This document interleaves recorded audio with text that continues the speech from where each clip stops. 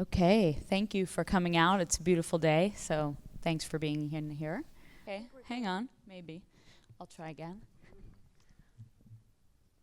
I'll start with a short video. And bringing now some new information and disturbing information just into us. The New York Times now says that 4 of its journalists reporting on the conflict in Libya have gone missing. 4 journalists, 2 reporters and 2 photographers for the New York Times disappeared on Tuesday. Editors say they have not heard from Anthony Shadid, Stephen Farrell, Tyler Hicks, and Lynsey Addario. 4 New York Times journalists were held captive. They'd been reporting from the eastern city of Ajdabiya.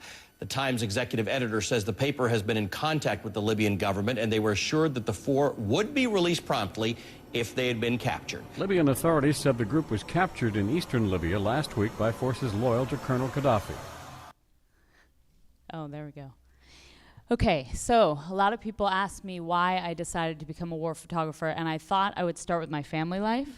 I grew up in Connecticut in the 70s, the youngest of 4 sisters. And anyone who has older sisters knows it's probably the best training ever for becoming a war photographer, because they used to beat me up all the time. I never set out to cover war. In fact, I didn't really have much exposure to journalism. In the 90s, I was working for the Associated Press here in New York, and I was covering daily news, I was covering press conferences, I was really trying to learn how to become a photographer. And I had great mentors. Babito Matthews was one who really taught me how to see.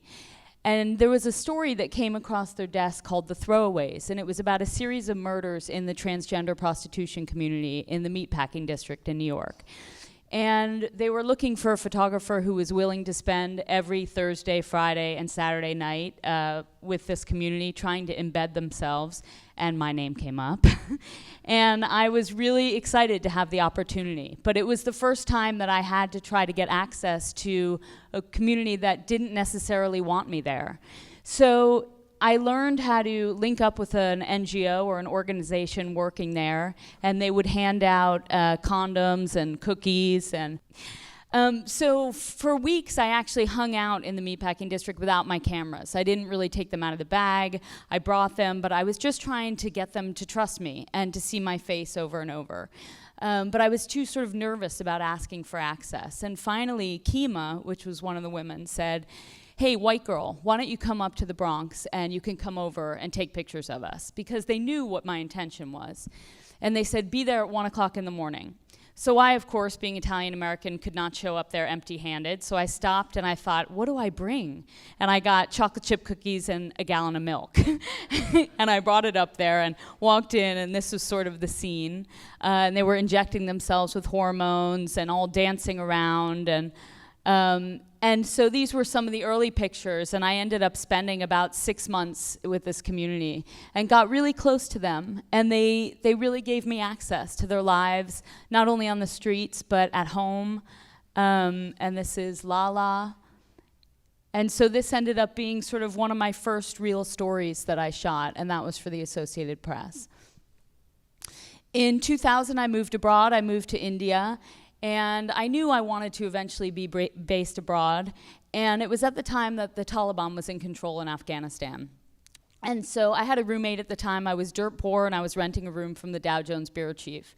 And he was going in and out of Afghanistan covering life under the Taliban. And he came back from one of those trips, and he said, "You know, you're a woman and you care about women's issues. You should go to Afghanistan and cover women." And I thought, yeah, that's a really great idea. Of course, I had never been in a place that there was no American embassy or photography was illegal, and as a woman, I needed a man to accompany me everywhere. So I started doing some research and emailed the UN, and finally, the night before I left, I called my sister, and I had borrowed money from my sister, and I said, "I'm leaving tomorrow," and I called my mother, and I said, "I'm going to Afghanistan tomorrow," and she said, "Okay, honey, have a really good time." So I went.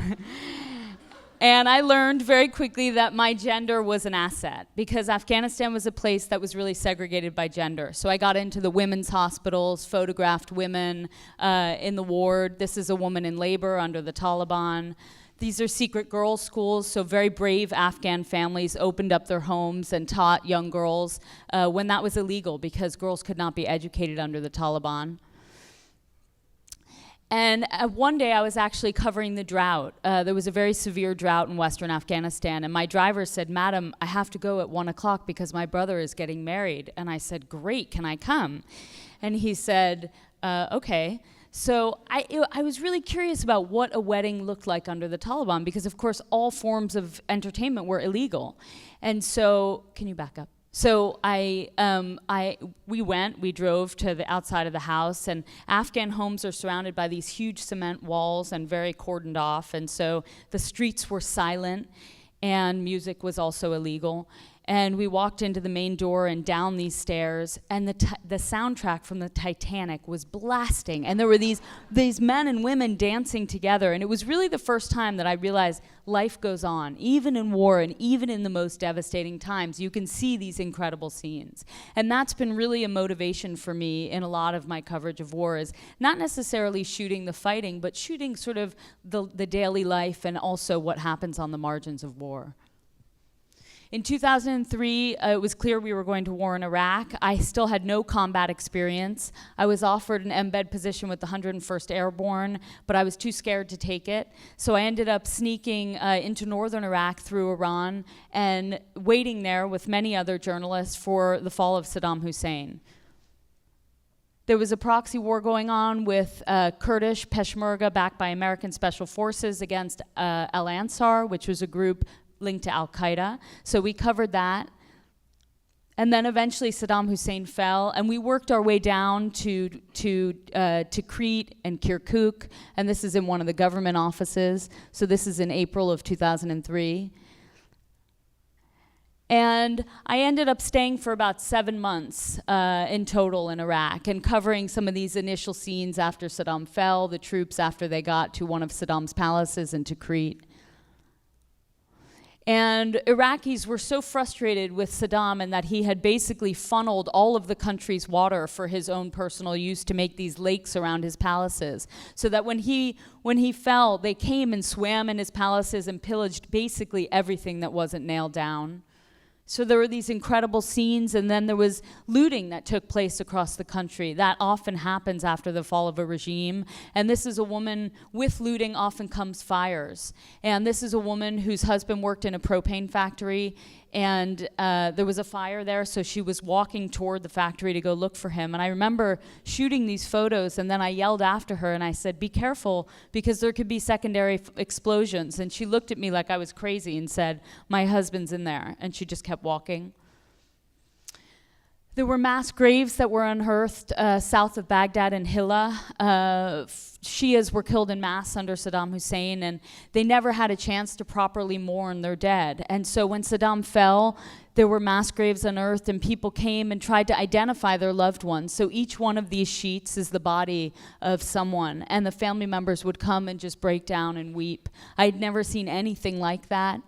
There was incredible frustration after Saddam fell, because while there was a plan to get rid of him, there was no plan for the aftermath. So there was no water, no electricity. People couldn't get money out of the banks. They couldn't get gas for cooking at home. And the insurgency started not long after that.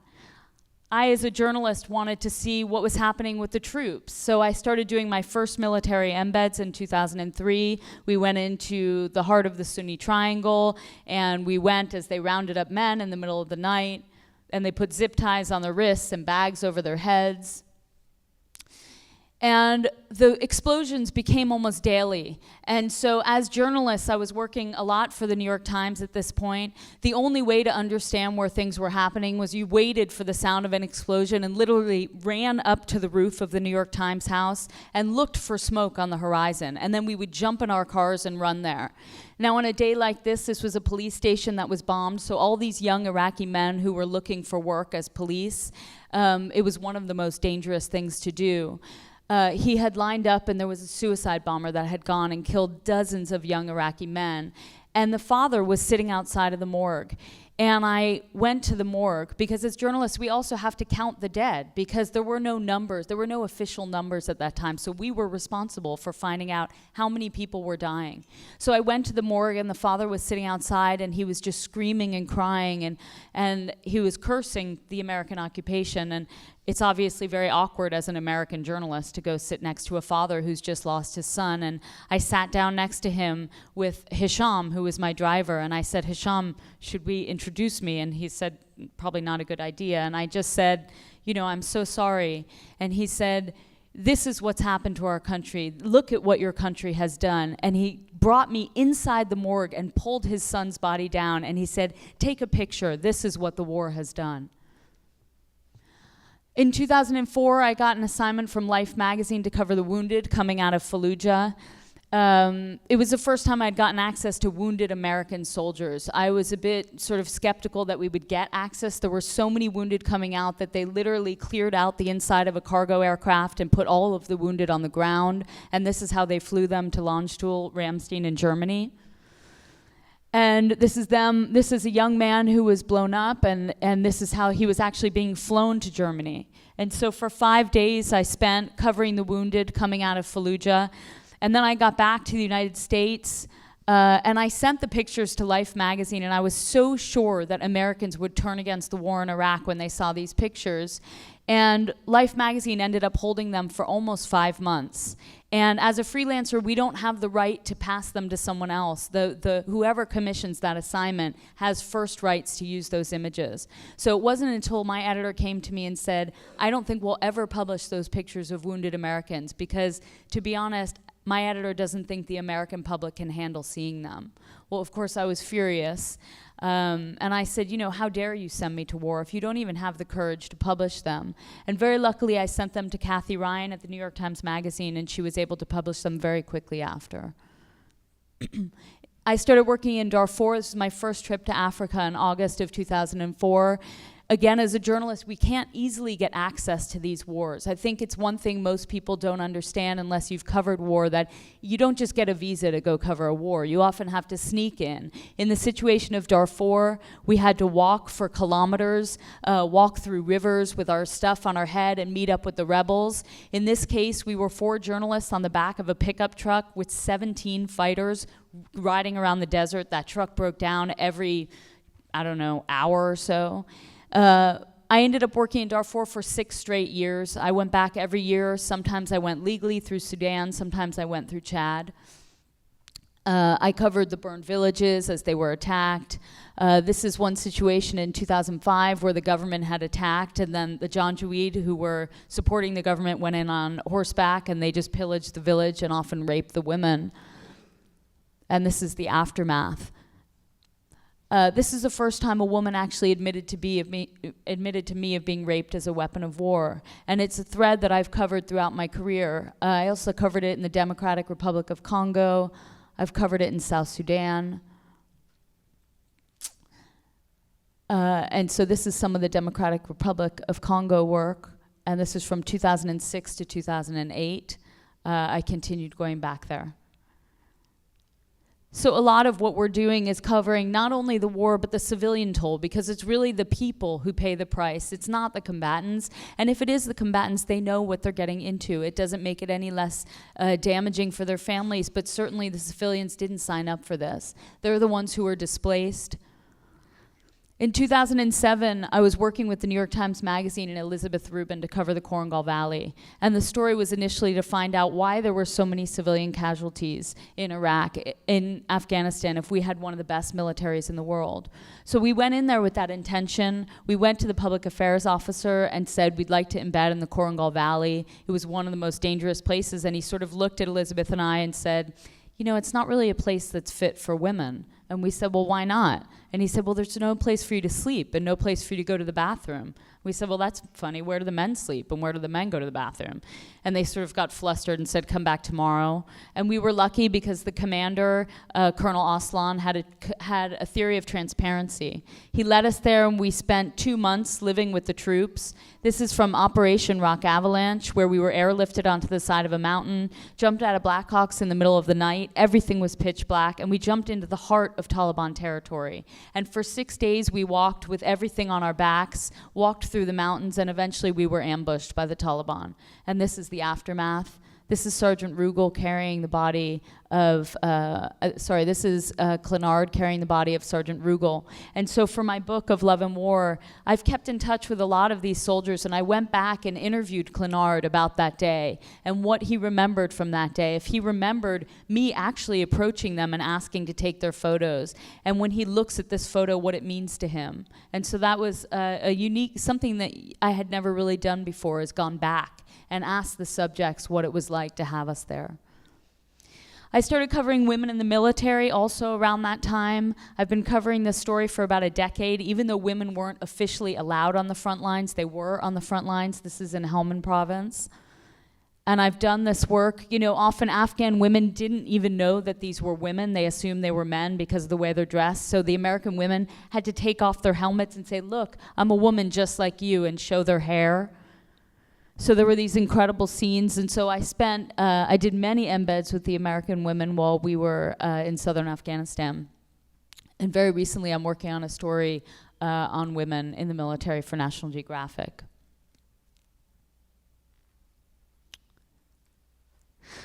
In 2009, December 1st, I was doing a medevac embed, and often you just wait for a call to come. Can you slow down? Can you go back? Sorry. You wait for a call to come, and on that particular night, we got a call for an alpha. That means the most gravely wounded soldier. So you don't know what to expect. Everything is happening very quickly and through night vision. It's hard to get your depth perception. They put this young man on the floor in front of us in the Black Hawk. It was a 3-minute flight.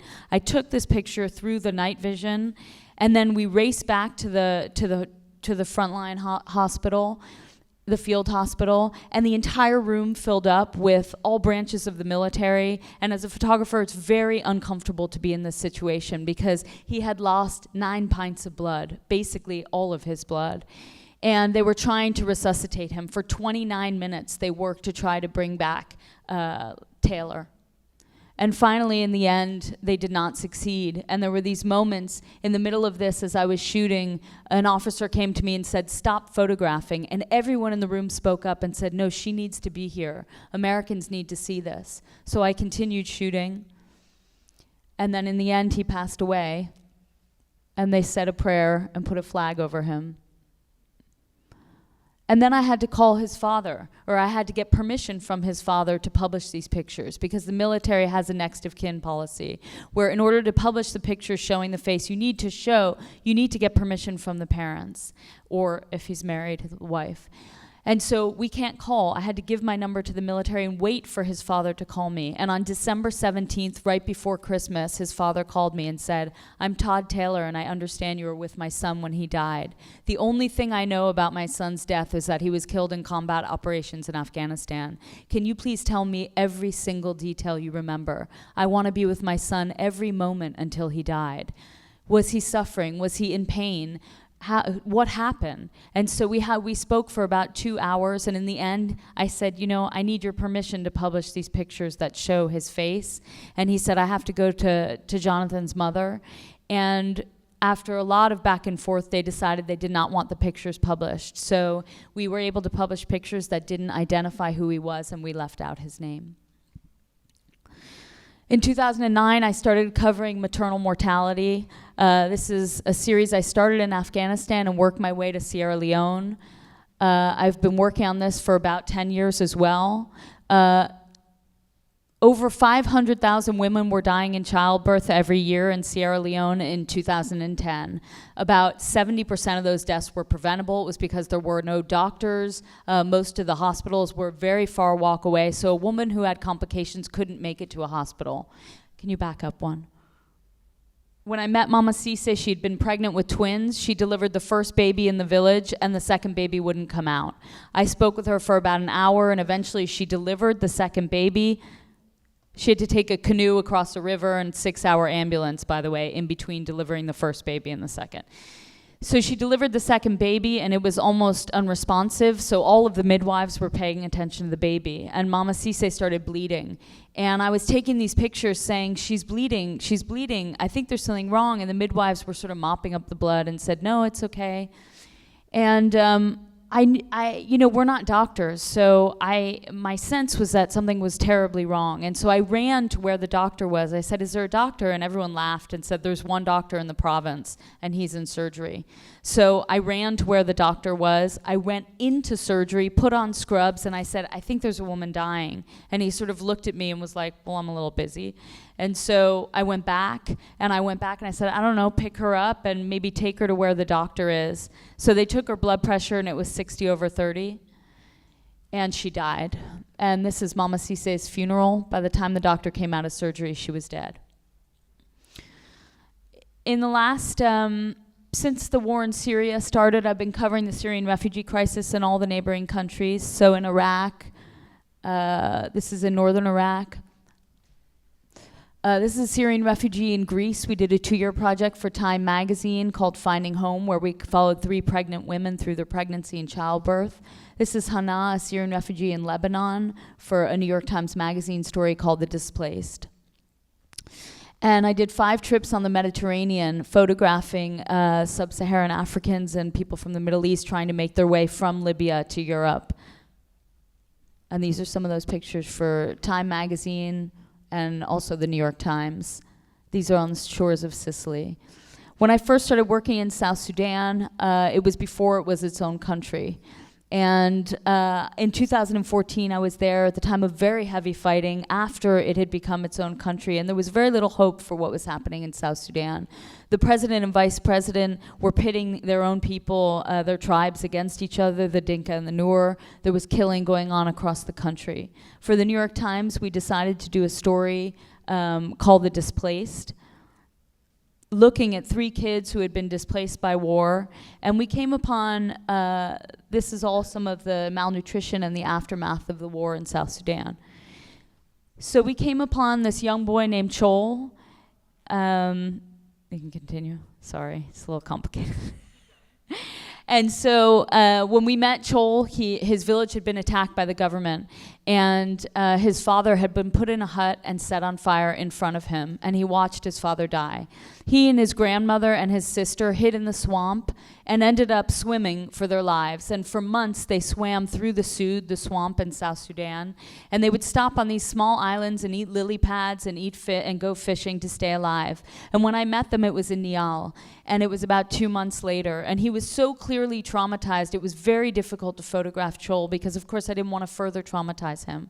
So I spent time with him. He was in school, in this little UNICEF school in Nial, in the small island in the Sud, basically waiting to try to make his way to Kenya, because in Kenya he could get education. So at the end of the 5 days, I gave my phone number to Chol's grandmother, who spoke a little English, and I said, "Let me know if you ever get to Kenya." And so about a month later, I started getting phone calls from Angelina, Chol's grandmother, and she said, "Hey, Miss Lynsey," she would call at all hours of the night, and she said, "We made it to Kenya, and Chol's gonna go to school," and calling all the time. And so I said, "That's great." And then about 8 months later, Time magazine called me, and they asked me to go to Lair, the place where Chol's village was attacked. And Chol didn't know if his mother was alive, and his mother didn't know if Chol was alive, because there are no phones in these places. It was deep in the bush. So I had an idea. Even though my assignment was for Time magazine to cover what was going on in Lair, I thought maybe I can find Chol's mother. So I started making some phone calls to ICRC, the Red Cross, to see, because they often connect mothers and they often connect family members. And they said, "Just bring his name and the village name." So I got there and I said, "Look, it's gonna be impossible." And they said, "Look, there's a food distribution tomorrow, and there's 17,000 people coming. And if Chol's mother is hungry, and if she's alive, she will be there." And so I gave the name to these aid workers, and I was shooting around, and suddenly they said, "We found Chol's mother." And I said, "No, it's not possible." And so this is her on the left, and they sort of pulled her aside, and I started talking to her. And I was asking her all these questions, like, where's your son? What happened to your husband? Where's the rest of your family? And so suddenly I realized it really was her. And I burst into tears and started crying, because I couldn't believe that I had this information, that Chol didn't even know that his mother was alive, and she didn't know that her son was alive. So I asked, she sort of looked at me like, "Why are you crying? Like, you don't know me."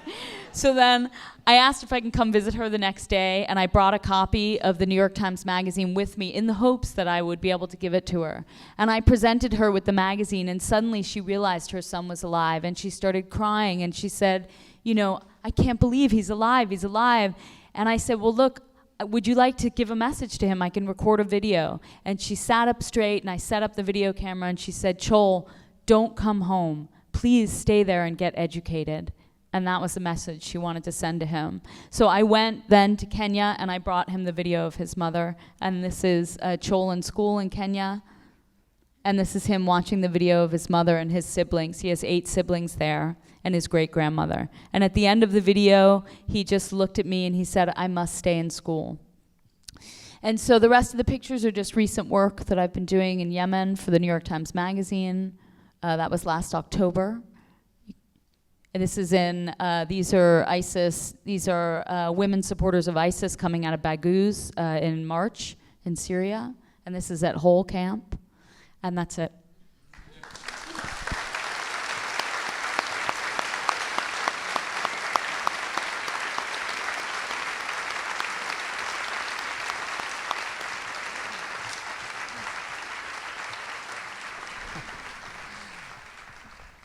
The pictures I'm going to show today will be a very different set of pictures. Lynsey and I have actually worked on different stories together over the years. She, often for the New York Times or New York Times Magazine or National Geographic, and me for most of my career for Getty Images. Differences in the kind of work, in the stories that we do are sometimes subtle because we're often working on similar stories. In fact, we both worked on the border covering what's been going on there. However, the way that the pictures are used is very different. As a Getty Images photographer, I work for our news wire service. So my photographs are published in magazines and newspapers and online for all of the Getty subscribers really around the world. Most here in the US and then many around the world as well. And so I'm usually not putting my entire stories together at the very end to be published as a complete set of pictures. More often than not, I'm working on themes that get published as I photograph them, oftentimes the same day, but usually within 2 days after I've actually taken the pictures. And so what I did when I came back to the US, it's been 10 years now, is I started concentrating on immigration issues. I had lived in Latin America for much of the early part of my career, and so I learned Spanish there, which is, of course, much easier to communicate with people working on immigration stories in the US. And so when I moved back to the US, I'd already lived, you could say, on the other side of the border, in Central America and in Mexico for a long time. And so when I came back here, I sort of had a different take on the story. And I'd been working on this, I think, 7 years maybe, when Pancho Bernasconi at Getty Images and I were talking on election night at the Javits Center here in New York City, waiting for the future President Clinton to walk out on stage. And we realized that maybe I should put this entire project together as a book, because immigration issues were not going to go away. In fact, as we've seen, it's a daily story in U.S. publications and around the world for that matter. And so what I did in trying to put together this work in a book form as opposed to a daily wire service is we had to edit in terms of chapters, which I did with Sandy Sirik from Getty. And with those chapters, I had to have images that told the story on different levels. And so the way we narrated the book was to start in Central America and Mexico and to try to show some of the reasons why so many people are leaving. In the case of this image here, this boy is on a coffee plantation. Coffee prices have plummeted, and they do now and again worldwide. And things like that. And we've talked about violence causing immigration and gang violence and also endemic poverty. Yes, those things are true, but increasingly it's also had to do with climate change as well. Because many farmers, especially in Central America, don't have the luxury of losing one harvest. Once they lose one, then they have nothing because they've borrowed for those seeds in the first place. And so oftentimes they will then borrow from family members to make the trip north. And we've seen it increasingly. It's been huge news over the last couple years. These pictures here are from different parts of Central America. This is from Nicaragua, where I used to live some years ago. And This is Honduras. This boy has a very serious spinal condition. I went and met, I just ran across him and his mother while I was photographing outside of San Pedro Sula, Honduras. And I could see that he walked with great difficulty, and he took me back to his house. I was, with someone a local journalist I was working with. Although I speak Spanish, I always like to work with local journalists who can get me the most local information and also keep me out of harm's way.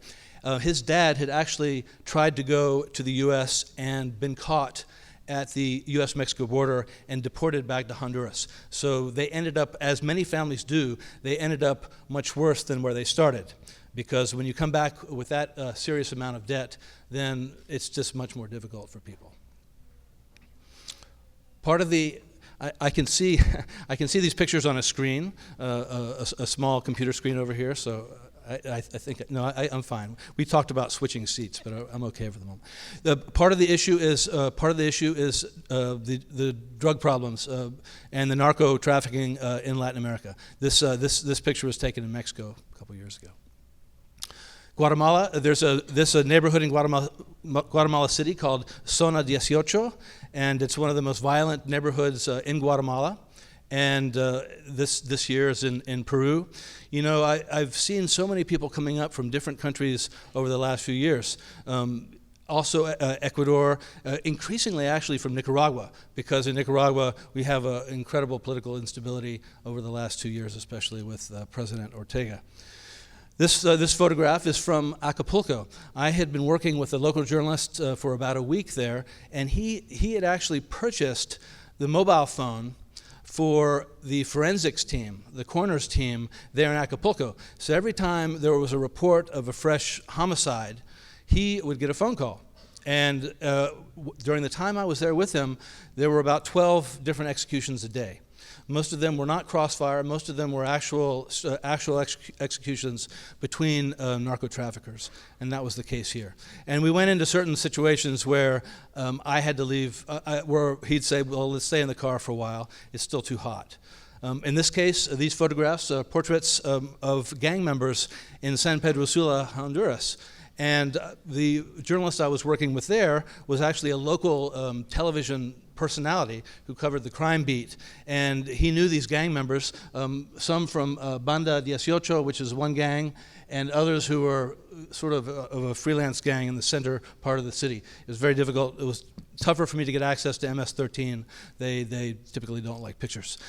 These guys typically don't either. And so I had a very simple lighting setup. It was one single LED light over their heads held by my driver, and it was actually outside. So there were sometimes cars driving by. These guys got very nervous. I did my work and then quickly went on my way. In Guatemala, we see this funeral. I had been there trying to, once again, flesh out the early part of this book, showing the reasons why people leave. And as it turned out, 2 boys, ages 10 and 11, were killed when their parents could not pay the ransom after they were kidnapped. This boy, I'm sure, had no idea that the secondhand shirt he was wearing said, "The United States of America, love it or leave it." You know, you mentioned a song that you heard while you were taking a picture once. As this memorial, music. As I see this picture, I remember they had the theme song of the Young and the Restless playing on loop. I mean, anyway, sorry. You get these memories wash over you. If you hear a little voice now and again, that's from my 4.5-year-old son, Anderson, who's over here. He'll pipe up once in a while. My wife, Melinda's holding him. Luckily, he's been watching a Ninjago, a movie, for most of our presentations. So.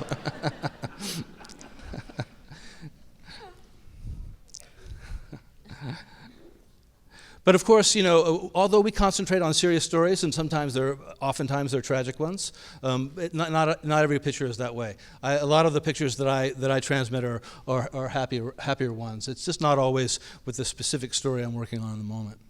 So this next chapter of the book, the way it was edited, is really showing the journey of people coming up from Central America and Mexico to the U.S. These folks here had just arrived to the U.S. border and were being tended to by Border Patrol agents. These people here were at immigrant shelters on the way up. And as you've seen, I've been doing occasionally a series of portraits of different people involved in the story. My goal, there are many photojournalists in this crowd. I think we can all agree that our goal is often to humanize stories that are sometimes told in statistical ways, and to make a connection with the viewer so that they can understand people's stories. And one way that I've tried to tie different parts of this much larger issue together of immigration and border security is by doing portraits shot with the same type of light for every different group that I come across, which has meant sometimes I'm carrying just a little single light, and sometimes I'm carrying a softbox and a strobe and a black background and traipsing through places where a black background doesn't even stay black. It gets dusty and gray. And these are different people at different immigrant shelters, and mostly in Mexico. Some people were on their way up, and some people had just been deported. And so you see the tiredness in many people's eyes, and other people who are fresher and looking forward to the journey. It's not easy for any of them, I can tell you. Part of the way that people come up over the last 20 years has been on top of what's known as La Bestia, which is the beast, which is a network of freight trains that goes from southern Mexico, from the state of Oaxaca, actually from the state of Chiapas through Oaxaca, up towards the U.S. Mexico border. And so part of my journey along with them was to try and document what that was like. And as you can see, they're under the elements. They're climbing on top of this freight train in the middle of the night. I did not go with them during the night portion, just out of safety. I chose a portion of the trip in Oaxaca that was during the day, which was a little bit safer for me, because it's not just the weather, it's not just the fact that they're going for 20 hours at a time and fall asleep and sometimes roll off the trains, but it's also that the same gangs that they're trying to escape from in Central America are in control of the train tops. And if they have not paid the fee, if they have not paid the smuggler, who's in turn paid the fee to these gangs, then they get pushed off. And so the part of the journey I went on was quite small, only 3.5 hours, but I can tell you, when I got down from that train, at the very end, I could barely walk. I was so drained from the sun, even during that short amount of time. I never thought I would have to learn how to board a moving freight train, by the way. Not something they taught me in the University of Texas way back when. But actually the technique was to wait. You have someone who knows the route. They direct you to a place on the tracks where the train is going around a curve, where it has to slow down. And also preferable to climb up when it's going over a paved road, so you don't have the train ties to trip over. Just a few tips from the field. Part of the journey also included last year's migrant caravans. The main one was in October, although there was one earlier in April, and then there's been several since. And here I'm walking up through Guatemala with lots of people who are on their way. The bridge, people think of the river, the Rio Grande, that's the border between U.S. and Mexico. Well, they have to go across another river too, at least one more. And they were going from Guatemala to Mexico, and the Mexican riot police closed the bridge.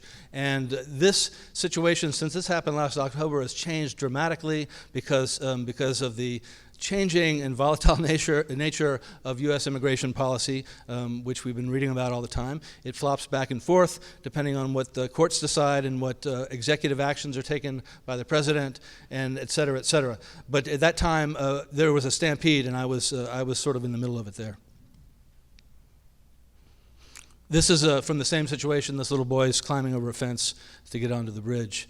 And this mother and her son, they were also trying to navigate, the riot police on one side and the rocks that were being thrown by some protesters on the other side.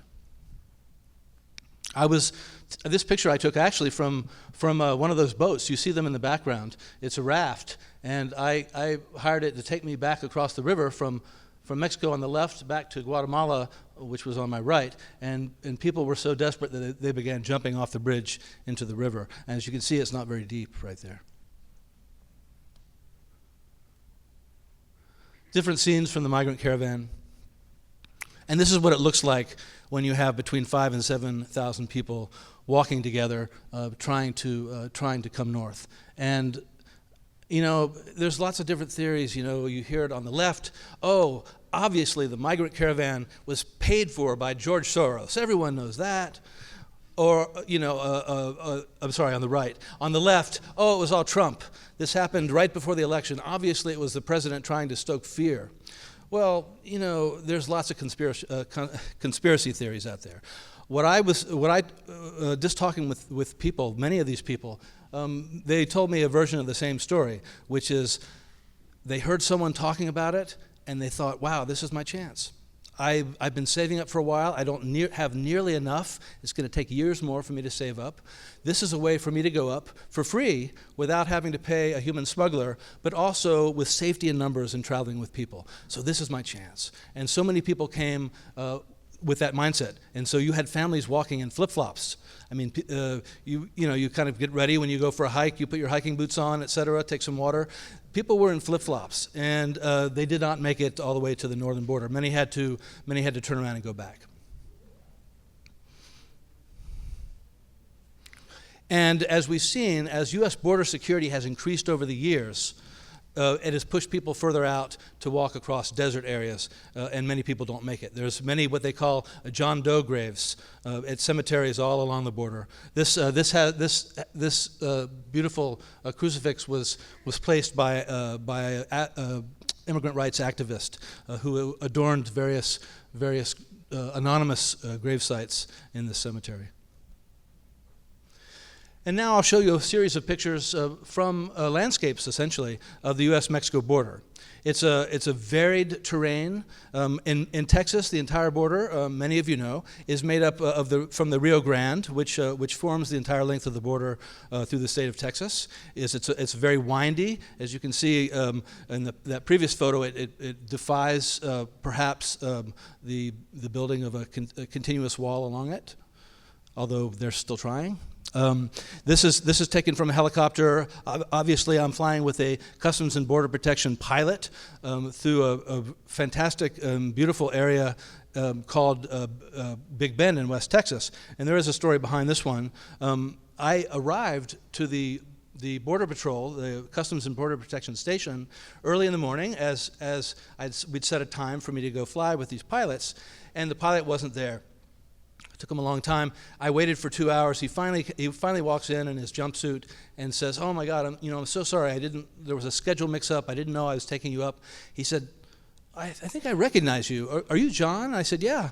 He said, "Hey, it's Carl. I flew you over the San Diego sector 3 years ago. I'm usually based out there. I'm just here temporarily." I said, "Hey, Carl," and he said, "Well, you're like one of only 2 journalists who ever sent me, some copies of the pictures that they promised they were going to send." And I was like, "Wow, that's nice of you to say." He said, "Well, where do you want to go?" And I said, I assume we'll fly over El Paso, Juarez, this area." He said, "Well, it's kind of boring here." And I said, "Yeah, but I don't get up much, so I figured I'd try. I don't have my own helicopter." And he said, "Well, have you ever been to Big Bend?" And I said, "Well, I've been on the ground there. I photographed on the ground. It's a beautiful place, but it's super remote. I mean, people think of Texas, they think of West Texas, all right? But most Texans have never been to West Texas. It's too far away. It's too big." And this section of the Rio Grande actually divides Texas from Mexico there. And we flew over this, and he said, he turns around. I'm in the back.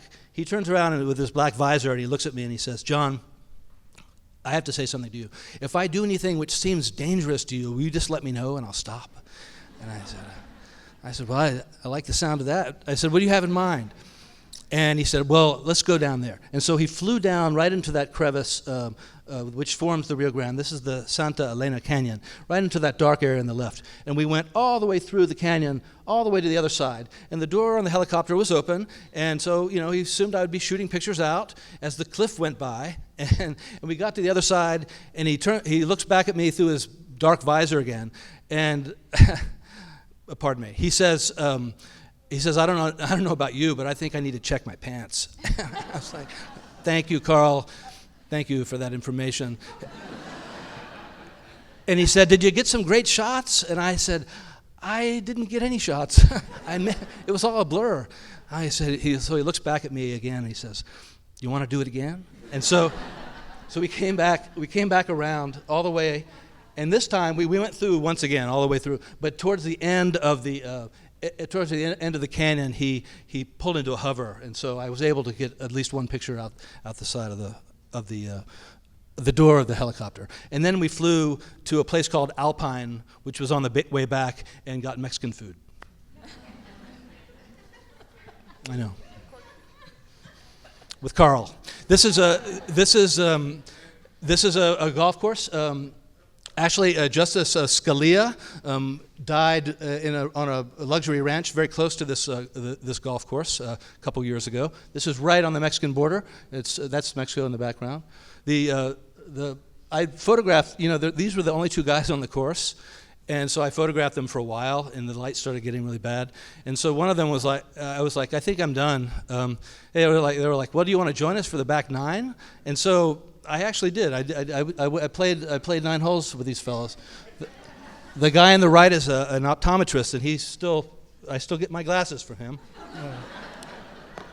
Strange stories that I usually don't tell. Yes. This piece of border fence has since been replaced in the last couple of years. This is made of corrugated steel, which was originally a helicopter landing pad material in Vietnam, and it was repurposed. It was extra and repurposed and used on the border.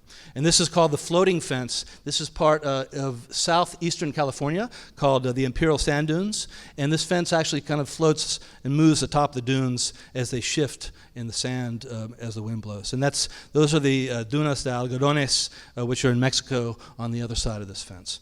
People still do try to cross in that area, though. This is the border between Tijuana and San Diego. This greenery here you see on the right is in San Diego, which is somehow named Friendship Park, and so that's Friendship Park on the right. There's a double fence through most of this here. It's one of the most difficult places to cross, actually, and that's the same scene but seen through the fence on the Mexican side, the Tijuana side. So what we'll do now is look at some pictures of what it looks like photographing Border Patrol agents, air and marine agents, in general, Customs and Border Protection. And many of these pictures were taken in Texas and others in other places. This one here is in. This is actually not a Border Patrol agent. He looks like he's military. He looks like he could be special ops, but he's not. He's part of what's called Arizona Border Recon, which is a vigilante. Please don't call us vigilantes group in Arizona. They work in really remote parts of Arizona, and they allowed me to go with them for a couple days. And there was very little action. They only come together once or twice a year for week-long operations. And there was another photographer there, a guy who covers far-right groups in general around the country, a fellow named Johnny Milano. He's based here. He was there too, and I said, Johnny, have you ever seen them catch someone before? He said, man, I've never seen them catch anyone. They don't catch anyone. Why? Because any sort of military or a law enforcement group that does not train together is never going to be an effective force, no matter what their mission is. It's Keystone Cops. This is the Border Patrol agents. As you can see, I'm photographing them in portraits in the Border Patrol Academy. It's very difficult to get portraits of them otherwise. But in the academy, they had an instructor who said it was okay. So as any law enforcement or military organization goes, if the commander says that they need to do something, they will. And part of the way that I've covered this story in general, yes, from the immigrant angle, because of the work I did in Latin America, but on the border protection side, because like Lynsey, I'd covered a lot of conflict, certainly in the 10 years prior to this project. And I spent a lot of time with U.S. Army, U.S. Marines, in different branches in Iraq and Afghanistan. And as a journalist, you have to learn to get access. Because one of the hardest things Yes, it's tough making pictures. It's tough establishing trust, but it's also tough getting access, and that is always a major issue. And so having worked photographed military for years before, it's helped me to sort of get access through border agencies as well, because the law enforcement mentality carries, and you learn how to make requests. I never tell any organization or any group that what they're doing is great. What you're doing is fantastic. I say simply what you're doing is important, because I want to be able to get access on different sides of the story and to not misrepresent the way that I'm going to tell their story, because oftentimes they may not like the pictures that I take.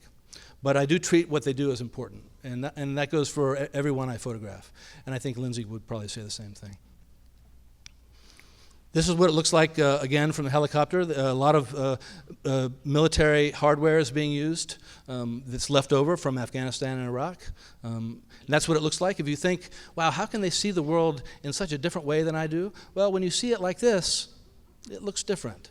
It looks like a different world. This photograph, actually a couple of these pictures I just took this week. I was just there on Monday and Tuesday. I had one shift. It's called a swing shift, afternoon to evening shift, photographing Border Patrol back in Texas. And this boy is from China, and they had to actually, after this K-9 unit of the Border Patrol caught him, they communicated with this boy who's 16. He said he was 16. Through a translation app on their smartphone. It was bizarre to see. This picture is also taken from the same series that night. This week, I wanted to add a few new pictures. And this photograph, of course, is a Border Patrol agent who had just captured this mother and daughter from Ecuador, who had been hiding in this cotton field. The group of immigrants had been detected and pursued and scattered by a group of Border Patrol agents earlier that morning, but about half of them were hiding in the cotton fields. And so this agent was able to bring what they call a scope truck, which is a pickup truck with a camera that gets raised up very high. And so from a higher angle, and that truck was being manned by U.S. Army soldiers who've been deployed by President Trump to the border to assist with the Border Patrol. And so they from that higher angle, they saw people in the cotton field, and this is what it looked like. Whenever I can, if we can't touch people with our pictures, if we can't make an emotional contact, if we can't show the emotion in some way, form, or fashion, then it's very hard for the public to spend time with our pictures, because everyone is so inundated with imagery all day long. People swipe through pictures on their phones in less than a second. And if you want people to pause and take time with your photographs, then you have to give them a little something more. This picture, of course, build a bigger wall, and the carpenters, they do all right. This is a Border Patrol agent taking a ladder away from the border fence. In this series of pictures, this place is now known as La Perrera, which means in Spanish means the dog kennel. That's where many family units, as they call them, families are kept in McAllen in the Rio Grande Valley. This boy is from Honduras, watching Casper the Friendly Ghost. I got in there by accident. They didn't mean to let me in, but sometimes we get access when we're not supposed to. But I didn't show his face. This is an overcrowded detention center in McAllen as well, a different place. These people are huddled together, yes, because it's crowded, but also because they're cold. Immigrants call this holding center, they call it La Hielera, which means the icebox. And although 68 degrees may not be freezing to you and me, if you're used to tropical weather, if that's where you're coming from, and you didn't bring a jacket, it feels like you're being punished when you're stuck in there for 24 hours or 36 hours. This man here was the sheriff of Maricopa County, which is in Phoenix, Arizona, for many years. His name's Joe Arpaio. He was the infamous, or famous, depending on your perspective, self-proclaimed toughest sheriff in America. He ran a tent city jail, which was not air conditioned in the desert. It was routinely 125 degrees. And finally, Sheriff Joe, as he liked to be called, lost election not that long ago, ran for the Republican nomination for Senate or governor, I believe, in Arizona. Did not win that, and has since thought again of running for office. These pictures are from detention centers, federal detention centers. Some of you may know that most of the detention centers in the U.S. for immigrants are run by private corporations, CoreCivic and also the Geo Group. They're huge prison corporations, not just for immigrants, but for all sorts of prisoners. And both of those corporations, they donated heavily to the Trump campaign and have seen their stock value skyrocket since then. Some of these photographs are of deportations. I don't get as much access to deportations as I used to, but I still do now and again. And we're always trying to show the story from a slightly different perspective. This plane was headed back to Guatemala City, and I was on it with them, and I went back and got off the plane with them. I was just back in Guatemala 2 weeks ago, covering people arriving home. And some of the pictures here, these last pictures from the book, Undocumented, are of new Americans, because it's not always a tragic story, although we read about that all the time, and that is one of the common themes right now. But there are a lot of happy stories of immigrants who do achieve ultimately the American dream, and I've been able to witness a bunch of these naturalization ceremonies, and they're really joyous for me, especially since I've covered a lot of the tough stuff over the years. And just in a final couple frames here, to put pictures into context, which I think Lynsey and I try to do, we try to go beyond single images and put pictures in context within a larger story. These are people coming across the Rio Grande last summer on June 12th. This woman here with her son, who I found out later, has special needs. They were very scared. I had a border agent right behind me. I went and talked with them for a while after taking this picture. It was, very scary for that little boy, and I could feel that fear. This is what it looked like when a dozen people, women and children, had come across and were gathered together by Border Patrol agents. I talked with the mother here on the right, holding her little girl. Just briefly, they'd come from Honduras. They'd spent a month traveling, and I didn't know I was going to take a picture that was going to be of any import. I knew that I was photographing the new zero tolerance policy of President Trump, and there weren't any really fresh visuals on what that looked like. And so I was able to get access to go down just for one night, just like earlier this week. And I photographed, and lo and behold, just at the end of the day, after I'd taken thousands of pictures, and we do take lots now that we have digital cameras shooting at 12 frames a second, they went to search this mom, and they told her to put her child down on the ground. And her name was Yanela Sanchez, so she was age 2 at the time, just about age 2. And it was very brief. The mother was searched by this border agent, who was actually a female as well. You can't tell from the picture. And very soon they were bundled up into a van and taken off to a processing center, and a processing center for possible separation or not. There was no way for me to know whether that would be the case, and I was clear about that. I sent these pictures out the next day, and the picture of the little girl ran on the front page of the New York Times, and then another frame of the same situation was the cover of Time as part of a photo illustration with Time magazine, which had lots of drama involved in that as well. And I will end with that, and we will open up for questions. Thank you very much.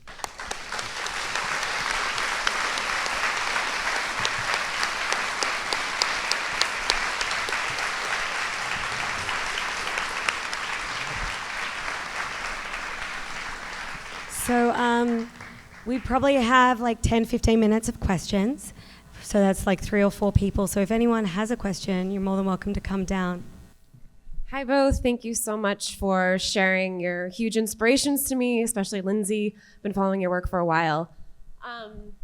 I feel like there's John, you spoke to this a bit, but we are inundated with images. And I feel as though in the past, when you were doing war photography, the images from Vietnam had such a profound impact on the political decisions that were made, on the reaction from the American population in terms of whether or not they were pro or against that war. And just curious just how you manage that in this day and age when the image does seem to, in some ways, have lost its vitality, given that it's inundated. But then you do have the very impressive and momentous images that do capture the public, but sort of how you navigate that space of the oversaturation and then really wanting to move people. Even though we are inundated with images, I still believe the best images rise up and they resonate with people. And I also believe that it's really important to understand who's taking those images and that the caption is correct and you understand the information behind the photo is correct, because it's not just about taking a certain type of photo, it's also about making sure you have the right facts, because that is a huge part of our job. And so pictures can be amazing, but they can also be staged, and they can also be, they could not represent what is really happening. So I think it's important as a viewer to also understand where you have to curate your news source and your photo source. And so for me, I don't, I think it's great everyone takes photos, and it's great we all have an iPhone or whatever kind of camera phone you have, because I still believe that there will be people like me and John and Jim and who we dedicate our lives to taking pictures, and hopefully those pictures will be, seen worldwide and published in reputable publications, and they will be able to resonate further. I agree. I think that there's never been as much interest in the visual world and pictures and videos in the history of humankind as there is right now. People stare at their phones all day long to look at something new. They're desperate for content. And so while we all know that the business environment of photojournalism has not changed as quickly as it needed to, going into the digital age, that's clear, but the interest is there. And so you can have an incredible impact. And social media can make that impact multiplied by 1,000 times. And photojournalists, we're responsible for taking pictures that are honest and writing information that's accurate to go with those pictures to put the photograph into context. What happens on internet later on, there's many people who've tried to control the internet, but the photojournalists aren't going to be able to control what happens with images after they take a life of their own. But we can, if we get it right in the first place, we maybe take a few extra seconds or a few extra minutes or hours to make sure that we have all our data right, then I think we're on safe ground as journalists, and I think we always will be. Hello, my name is Bunny. I actually got to work with John Moore at Hi, Eddie Bunny. Adams' workshop, and I got to assist Lynsey Addario on one of your assignments. Hi. Hi. So I have a question about you. Both of you have such long careers, and so many ways of shooting have come and gone over the years. And I know both of you have had your images as a source of controversy or critique in media at large. I'm wondering, through the scope of your careers, where do you think some of our photographic style is shifting in terms of how we, I know a lot of my colleagues call the people they photograph collaborators, and how we're protecting our subjects or how we're approaching our photography as we work with identity and who's shooting and stuff like that.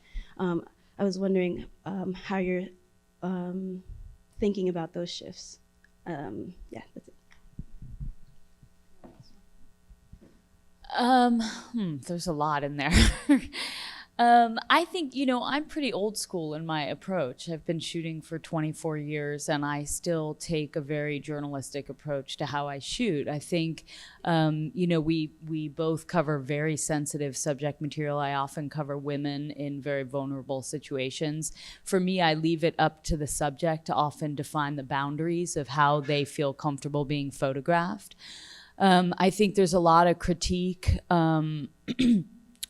I get a lot of critique about, people should be telling their own stories, and I agree, but so long as they're not, we have a responsibility to tell those stories. I think there's also a bit of ignorance in that criticism, because I think local journalists don't have the freedom to be objective and to tell those stories without facing serious prosecution within their own country. So, you would be censoring the story itself. And so I think there's a lot.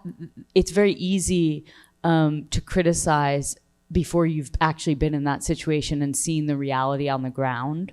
So I think, we all, as we get older, for me, as I get older, I would love to be able to empower women, or men and women, in certain situations and communities to tell their own stories. But until then, I don't feel like I need to not shoot them, because I do feel it's important to give people a voice.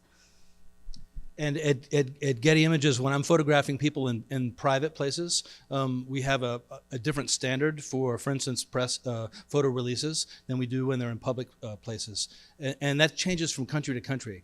I was recently in Austria talking with some folks surrounding a World Press exhibit, and there photographing a minor in public is a problem with their laws there in terms of media. So every country is different, and we try to establish a connection with the people that we're photographing. Lynsey put it in a way that the subject can sometimes dictate what we do. I try to make eye contact with people. They know that I'm photographing. They have some opportunity to express displeasure. That doesn't mean I'm presenting them with a piece of paper in a public place asking for legal permission to take their picture.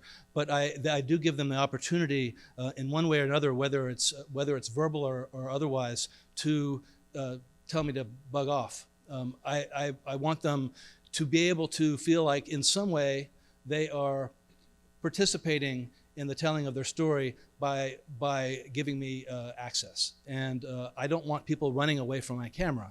I want people to stay and understand that I'm trying to tell a story that has value, and do it in a way that that people can feel good about. And we don't always achieve that, but we try.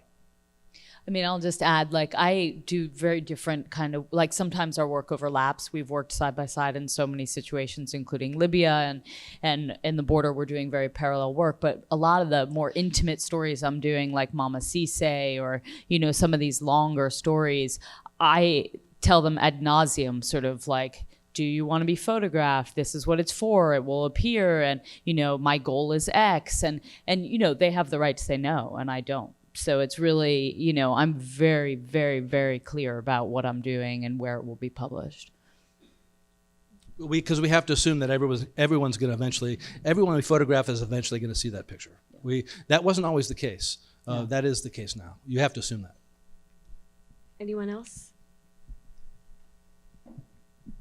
Hi, my name is Catherine. Thank you both for your great work. I work in the public sector working in human rights and migrant rights, so I'm curious to learn more about potential collaborations with photojournalists and frontline workers, and in what capacity you've engaged with civil society organizations and NGOs on the ground.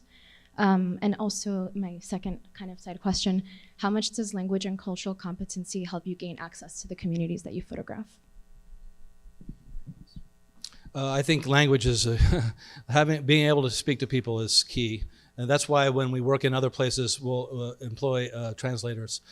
In Latin America, I don't need a translator, but I often do photograph through nonprofits or organizations that are rendering assistance on the ground.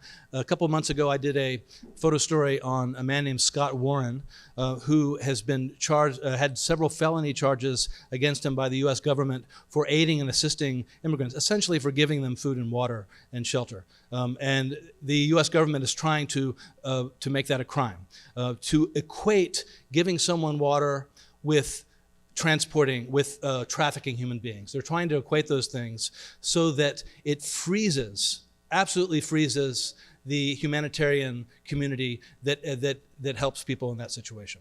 And so the government is trying to set a precedent for that. And whether one agrees with that or not, I'll not say. if I do or not, but I try photographing people who are helping folks out, and I've seen.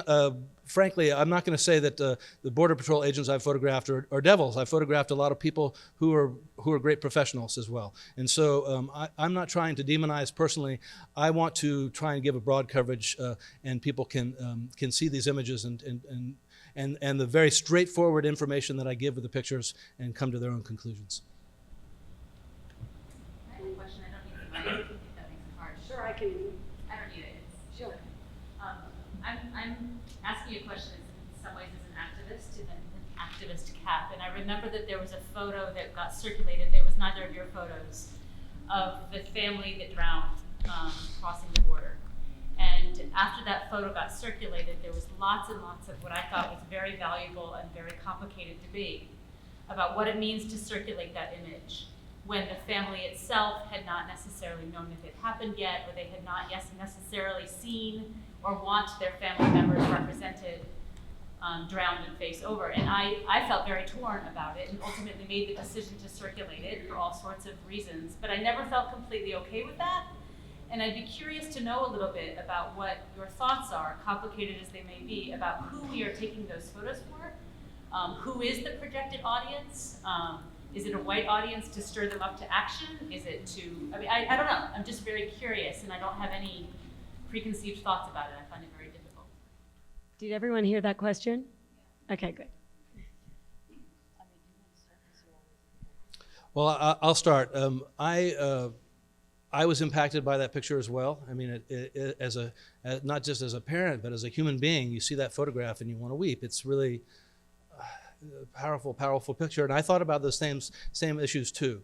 I think that in the case of that image, and I hate to talk about it in this way, but because both people were lying face down, it was a heart-wrenching way to tell a very difficult story. And I thought it was okay to use that picture. I personally, and I don't speak on behalf of Getty Images or any media organization, but I personally felt that picture was handled fairly well. It's not. She didn't. The photographer who's from Matamoros in Mexico did not photograph them when they were fishing out the bodies from the stream from the river. It wasn't in a callous way. I think. So in my mind, that picture was a valuable piece of news photography, and I'm fully open to that others may disagree on that and have valid points as well. I mean, I agree. I agree. I think unfortunately, that photo showed the price that's being paid all the time, and we need to see those images. And I think, it was done in a dignified way. Their faces were not showing. The sort of the way their bodies laid together. I mean, it was a father shielding his child. I mean, it was that to me, that picture has to be seen. I mean, and the audience is everybody. The audience is like, you're a human being, and if you don't respond to that, then you have some serious problems. So I think that I do believe that picture should be seen. And I don't think we need to sanitize our news. I mean, we see a lot of gory things, and I think we do need to see the difficult images.